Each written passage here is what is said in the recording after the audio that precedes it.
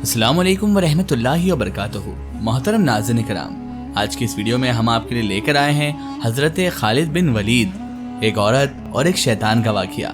آپ کو سن کر بہت زیادہ حیرانی بھی ہوگی اور اس شیطانی عورت کا واقعہ سن کر آپ شاید حیران رہنے کے ساتھ ساتھ دلچسپی بھی حاصل کریں گے اور آپ کا ایمان بھی تازہ ہو جائے گا۔ تو میری آپ سے معتبرانہ گزارش ہے کہ اس ویڈیو کو آخر تک ضرور دیکھیں، اور اگر ابھی تک آپ نے ہمارے چینل کو سبسکرائب نہیں کیا ہے تو اسے بھی سبسکرائب کر دیجئے اور پاس میں دیے گئے بیل آئیکن پر بھی کلک کر دیجئے تاکہ ہمارے ویڈیو کی نوٹیفیکیشن آپ سب تک پہنچتی رہے۔ محترم ناظرین کرام، عربوں کے متعلق یہ بات تو آپ سبھی جانتے ہوں گے یا آپ نے سنا ہوگا کہ اسلام سے قبل، یعنی اسلام آنے سے قبل، اسلام کے بارے میں جاننے سے قبل، زمانہ جاہلیت میں عرب بتوں کو ہی اپنا خدا سمجھتے تھے اور ان کی پوجا کیا کرتے تھے۔ اس وقت 3 بڑے بڑے بت تھے جنہیں وہ دیوتاؤں کا بھی سردار مانتے تھے، جن کا نام لات، منات اور عزا تھا۔ ان تینوں میں سے آج ہم آپ کو عزا نامی دیوی کے متعلق بتائیں گے۔ عزا سردار دیویوں میں سے ایک تھی۔ مکہ اور طائف کے درمیانی راستے میں وادی نخلہ ہے اور اسی وادی میں ہی عزا کا مندر تھا۔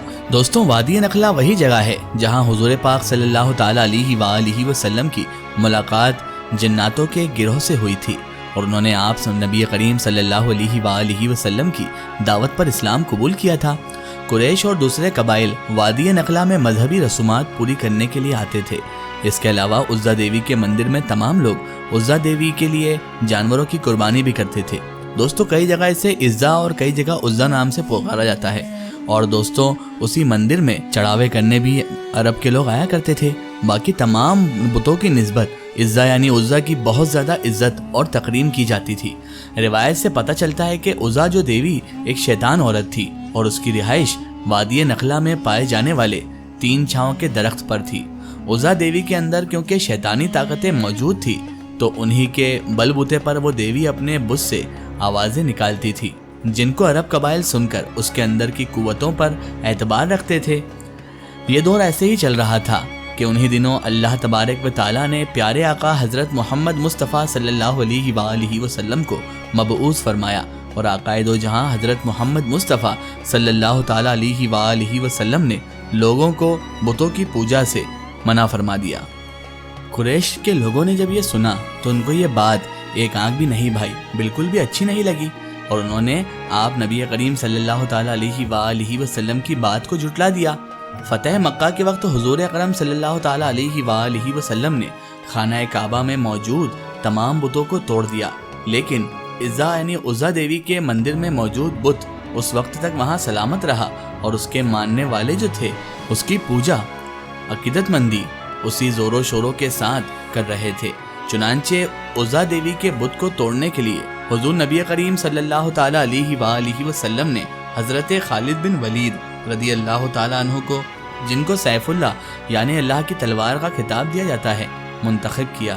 حضرت خالد بن ولید رضی اللہ تعالیٰ عنہ 3 گھڑ سواروں کے ہمراہ وادی نخلہ کی طرف نکل پڑے۔ حضرت خالد بن ولید رضی اللہ تعالیٰ عنہ اسلام کے بہت بڑے سپہ سالار کی حیثیت سے بھی مشہور ہیں۔ حضرت خالد بن ولید رضی اللہ تعالیٰ عنہ نے 125 جنگوں میں حصہ لیا اور کسی ایک جنگ میں بھی شکست نہیں کھائی۔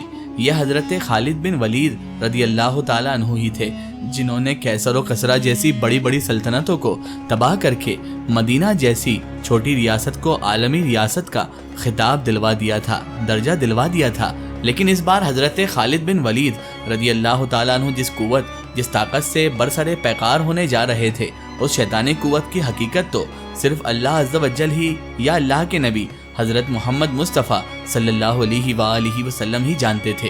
فتح مکہ سے کچھ روز بعد 25 رمضان المبارک کو حضرت محمد مصطفیٰ صلی اللہ تعالیٰ علیہ وآلہ وسلم نے حضرت خالد بن ولید رضی اللہ تعالیٰ عنہ سے فرمایا، تم وادی نخلہ کی طرف جاؤ اور اس کے اندر موجود 3 چھاؤں والے درختوں کو تلاش کر کے کاٹ دو۔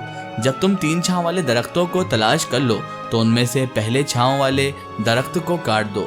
اس سے مراد ایسا درخت ہے جو خودرو ہوتا ہے، اس کو انگلش میں ٹیمرس بھی کہتے ہیں۔ یہ کسی بھی جگہ بنا پانی کے خود بخود اگنے لگتا ہے۔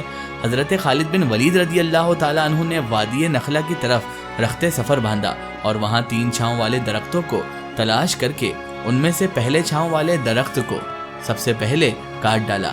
جب حضرت خالد بن ولید رضی اللہ تعالیٰ عنہ اس عمل کو انجام دینے کے بعد واپس آ کر آپ صلی اللہ علیہ وآلہ وسلم کی خدمت اقدس میں تشریف لائے تو آپ نبی مکرم نے فرمایا کہ جب تو نے اس درخت کو کاٹا تو کیا تمہیں کچھ دکھائی دیا تھا یا کوئی ایسی بات ہوئی تھی جو تمہیں غیر معمولی محسوس ہوئی ہو؟ اس کے جواب میں حضرت خالد بن ولید رضی اللہ تعالیٰ عنہ نے عرض کیا کہ نہیں یا رسول اللہ، مجھے ایسا کچھ نہیں لگا، مجھے وہاں کچھ بھی عجیب یا غیر معمولی نہیں معلوم ہوا، محسوس بھی نہیں ہوا۔ اتنا سننے کے بعد حضرت محمد مصطفیٰ صلی اللہ علیہ وآلہ وسلم نے فرمایا کہ تم واپس جاؤ اور وادی نخلا کے 3 چھاؤں والے درختوں میں سے دوسرا درخت بھی کاٹ ڈالو۔ حضرت خالد بن ولید رضی اللہ تعالیٰ عنہ حضور اکرم صلی اللہ علیہ وآلہ وسلم کے حکم کی تعمیل کرتے ہوئے وادی نخلا کے 3 چھاؤں والے دوسرے درخت کو بھی کاٹ دیتے ہیں۔ واپس جب خدمت اقدس صلی اللہ علیہ وآلہ وسلم میں پہنچتے ہیں تو آقائے دو جہاں صلی اللہ علیہ وآلہ وسلم نے پھر سے وہی سوال دہرایا کہ اے خالد، کیا دوسرے درخت کو کاٹنے پر تجھے کوئی آواز یا تم نے کچھ غیر معمولی دیکھا؟ اس بار بھی حضرت خالد بن ولید رضی اللہ تعالیٰ عنہ نے نفی میں یعنی نہیں میں سر ہلا دیا اور وہی جواب دیا۔ اس بار آقائے دو جہاں صلی اللہ علیہ وآلہ وسلم نے فرمایا واپس جاؤ اور تیسرے 3 چھاؤں والے درخت کو بھی کاٹ ڈالو۔ حضرت خالد بن ولید رضی اللہ تعالیٰ عنہ جب اس درخت کو کاٹنے کے لیے وادی نخلا میں آئے تو دیکھا ایک بدصورت شکل شیطانی عورت وہاں پر کھڑی ہے جس نے خوفناک حالت میں اپنے بال پھیلا رکھے ہیں اور تو اور انتہائی غصے کی حالت میں اپنے دانت پیس رہی ہے۔ اس کے علاوہ اس عورت کے پیچھے ہی عزا دیوی کے مندر کا محافظ بھی چلا آ رہا ہے۔ اس کا نام دبیہ بن سلمہ تھا۔ جب دبیہ نے حضرت خالد بن ولید کو دیکھا تو اس بدصورت شکل شیطانی عورت سے یوں کہنے لگا، اے عزا، خالد پر زور سے حملہ کرو اور خبردار پیچھے نہ ہٹنا، اپنی اوڑھنی اتار ڈالو، کیونکہ آج اگر تم نے خالد پر حملہ کر کے اس کو قتل نہ کیا تو یاد رکھنا یہ تمہیں شدید ذلت سے دوچار کر دے گا۔ حضرت خالد بن ولید رضی اللہ تعالیٰ عنہ نے جب یہ سنا تو عزا سے اس طرح مخاطب ہوئے کہ اے عزا، میں تجھے پاک اور مقدس نہیں مانتا اور میں دیکھ رہا ہوں کہ اللہ تعالیٰ نے تجھے ذلیل اور رسوا کر دیا ہے۔ یہ کہہ کر حضرت خالد بن ولید رضی اللہ تعالیٰ عنہ نے عزا پر حملہ کر دیا اور اپنی تلوار سے اس کے سر پر وار کر کے سر کو تن سے جدا کر دیا۔